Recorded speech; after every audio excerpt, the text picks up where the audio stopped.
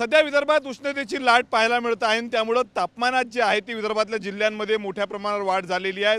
अमरावतीचं आजचं तापमान 45 अंशाच्या वर जाण्याचा अंदाज जो आहे तो हवामान विभागाने वर्तवलेला आहे। त्यामुळे आपण बघू शकतो ऊन जे आहे ते मोठ्या प्रमाणावर तापत आहे या ठिकाणी आणि घराबाहेर निघणारे नागरिक जे आहेत ते पुरेपूर काळजी घेत असल्याचं आपल्याला पाहायला मिळत आहे। पुढील 3 ते 4 दिवस अशाच पद्धतीने अमरावतीमध्ये तापमानात जी आहे ते वाढ होणार असल्याचा अंदाज हवामान विभागाने वर्तवलेला आहे।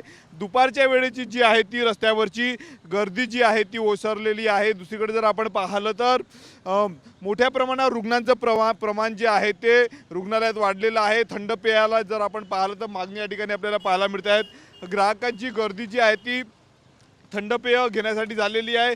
कल जर आपण पाहिला तर ग्राहकांचा उसाचा रस असेल किंवा मग मठ्ठा असेल, त्यानंतर लस्सी किंवा थंड ताक पिण्याकडे ग्राहकांचा कल जो आहे तो सध्या आपल्याला या ठिकाणी पाहायला मिळत आहेत। आपण दृश्यांमध्ये बघू शकतो या ठिकाणी उसाचा रस घेण्यासाठी जे आहे ते नागरिक या ठिकाणी आल्याचं आपल्याला पाहायला मिळत आहेत।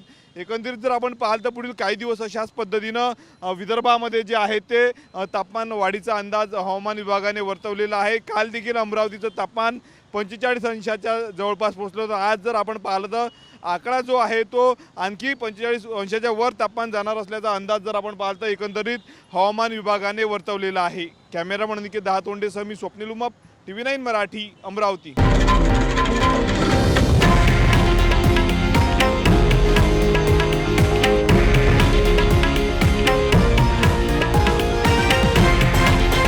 हे आहे देशातील नंबर 1 न्यूज नेटवर्क आणि आपण पाहत आहात TV9 मराठी, एकमेव।